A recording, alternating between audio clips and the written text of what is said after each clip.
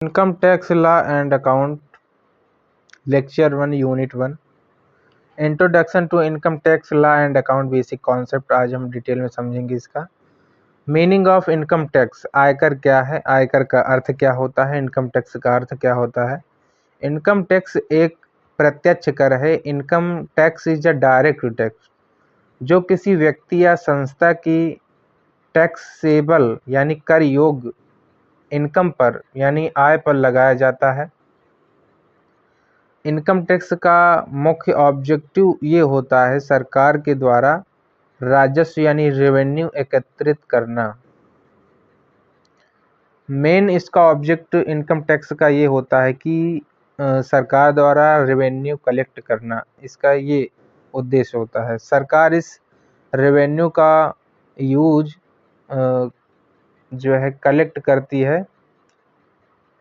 Country द्वारा, country development द्वारा सरकार इस रेवेन्यू का उपयोग करती है।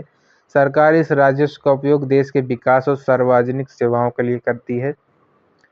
और इनकम टैक्स का भार, मेन प्रेशर जो है जनरली फॉल्स मतलब उसी पर्सन पर होता है जिस पर टैक्स लगाया जाता है, उसी पर्सन पर मेनतः इसका समानता भार उसी पर्सन पर पड़ता है। तो इससे हम क्या समझे कि इनकम टैक्स जिस पर लगाया जाएगा उसी पर मुख्यतः भार पड़ेगा मेन। और इनकम टैक्स एक प्रत्यक्ष कर है, डायरेक्ट टैक्स है इसका मतलब। और ये राजस्व एकत्रित करता है, रेवेन्यू सरकार को देता है। और समझ चुके हैं आप, तो आगे बढ़ते हैं। इनकम टैक्स एक्ट 1961, आयकर अधिनियम 1961 क्या है? भारत में इनकम टैक्स से संबंधित प्रमुख कानून इनकम टैक्स एक्ट 1961 है। The principal law relating income tax in the income tax act 1961। यह अधिनियम इनकम की गणना समराइजिंग करने के लिए किया जाता है, निर्धारित भुगतान और वसूली से संबंधित नियम प्रदान करता है। इनकम से संबंधित विभिन्न प्रावधान इसी अधिनियम के अंतर्गत आते हैं। और करदाता, यहाँ नीचे पॉइंट में देखेंगे, एसेस, ऐसा व्यक्ति जो इनकम टैक्स के अनुसार या कोई अन्य राशि देने के लिए उत्तरदायी हो उसे एसेस कहते हैं। इंग्लिश में भी आप पढ़ सकते हैं इसे।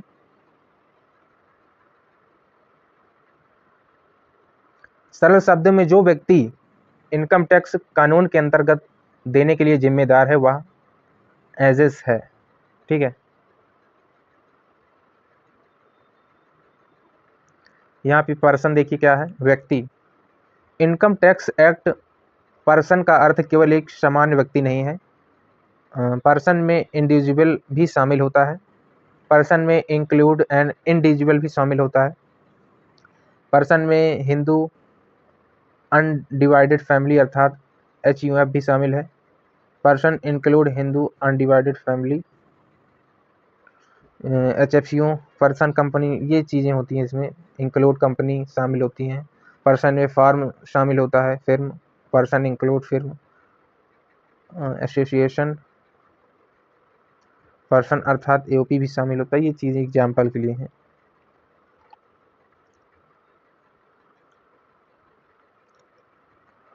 मेन टॉपिक हमारा आ गया है इनकम क्या है। इनकम का अर्थ, आय का अर्थ केवल वेतन से प्राप्त राशि नहीं है। Income does not mean only amount receive for salary. आय में वेतन, व्यवसाय से लाभ, संपत्ति से आय, पूंजीगत लाभ तथा अन्य स्रोतों से आय शामिल हो सकती है।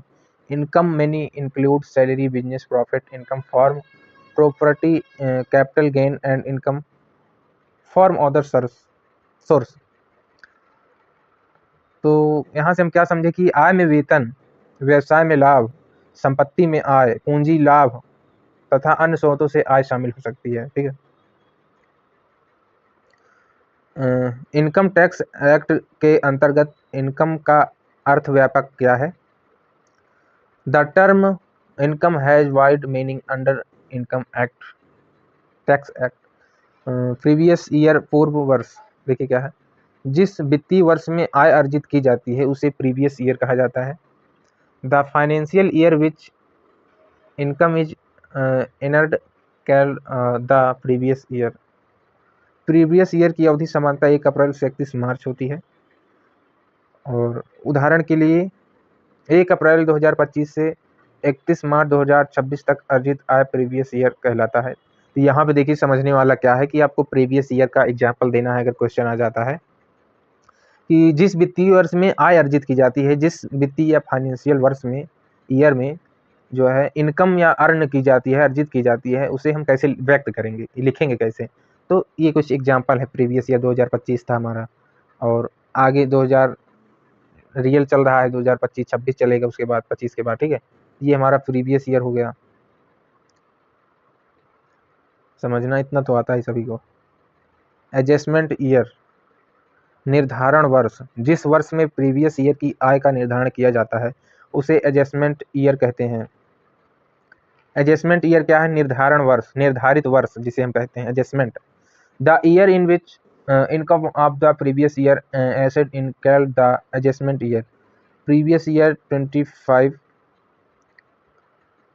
और 26, एडजस्टमेंट ईयर 26-27 होगा। ये हमारा प्रीवियस ईयर हो गया, निर्धारित हो गया एडजस्टमेंट, तो ये समझ सकते हैं।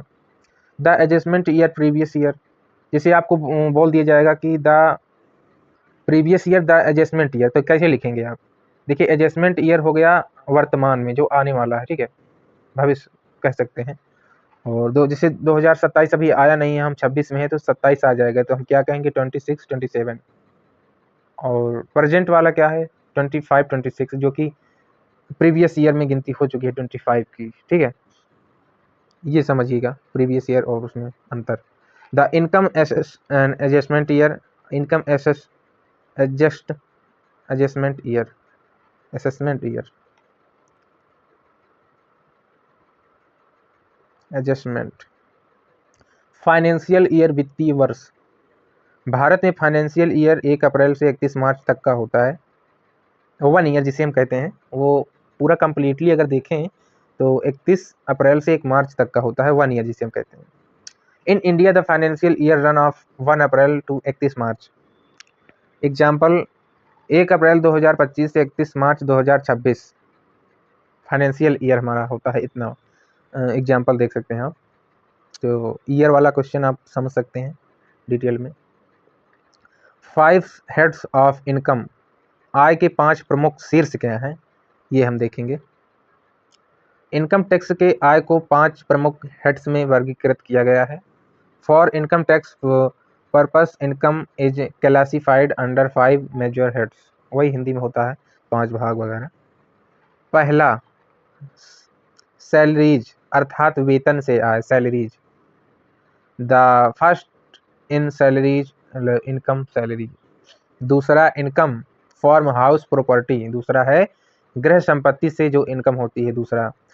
5 हमको बताना है। तीसरा क्या है? Profit and gain of business purpose, profession, हाँ प्रोफेशन होगा, सॉरी, प्रोफेशन अर्थात व्यवसाय या पेशे से लाभ। The third is profit and gain for business of profession, third वाला हो गया, चीज़ें नोट कर सकते हैं आप। फोर्थ वाला क्या है? चौथा कैपिटल गेन यानी पूंजीगत लाभ। The fourth is capital gain हो गया हमारा। ये किस चीज़ का हम तो बता रहे हैं आपको, ये चीज़ें ध्यान दीजिएगा। ये क्या है? आय के प्रमुख 5 जो कि इंपॉर्टेंट है, आय के हैं, इनकम के हेड्स, ठीक है। इनकम के 5 हेड्स यही होते हैं, देख सकते हैं आप, इन्हें पढ़ लीजिए। 10 प्रीवियस ईयर और एडजस्टमेंट ईयर में अंतर।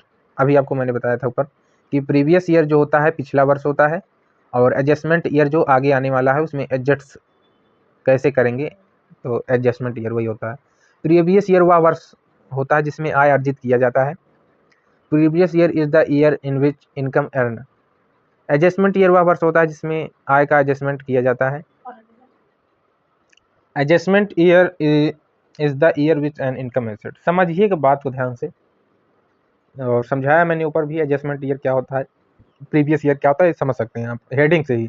एडजस्टमेंट हमको करना है सामने वाला जो ईयर आने वाला है, प्रीवियस ईयर पिछला ईयर, ठीक।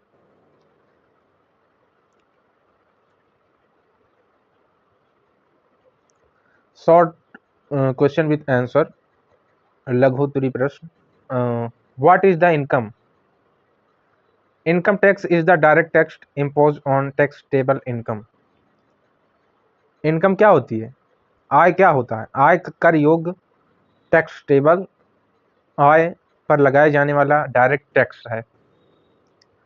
ठीक है। भारत में इनकम टैक्स का प्रमुख कानून कौन सा है?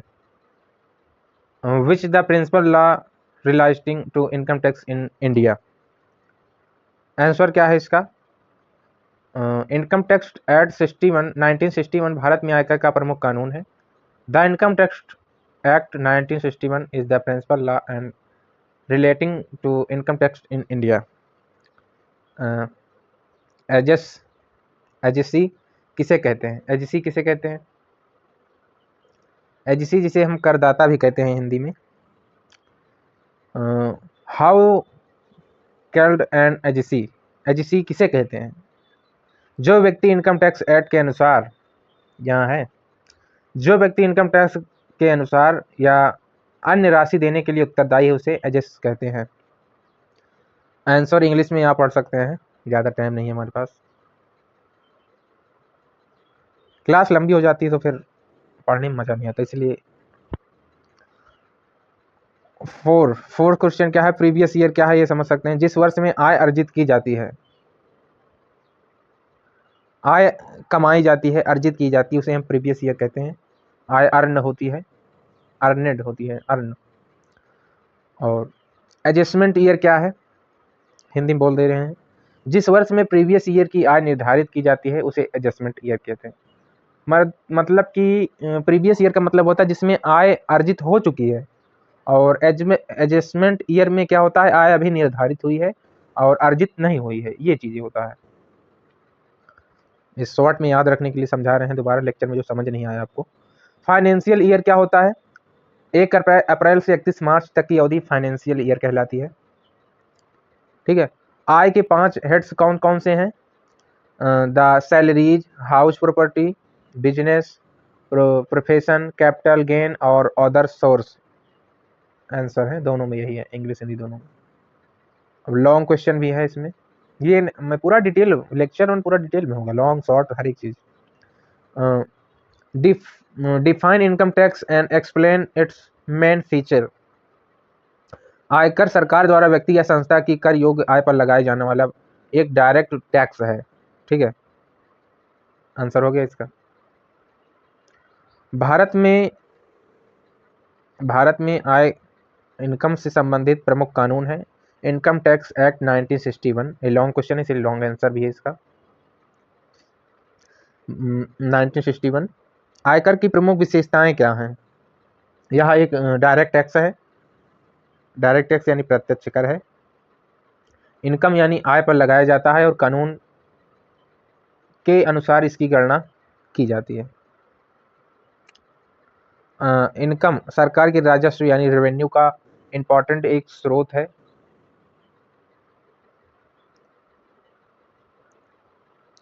Previous year and adjustment year को समझाइए, एक्सप्लेन करना है इसे हमें, चूँकि भी बताया था लेकिन लॉन्ग क्वेश्चन में भी हम आ गया एग्जाम के टाइप में, तो एग्जाम में कैसे हमें लिखना है एडजस्टमेंट ईयर और प्रीवियस ईयर, एक्सप्लेन कैसे करना है ये समझिए। जिस वर्ष में आय अर्जित कर ली है कंपनी ने, जिस वर्ष में कंपनी ने आय को अर्न कर लिया है उसे हम प्रीवियस ईयर कहेंगे। ठीक है। और एडजस्टमेंट ईयर में क्या होता है?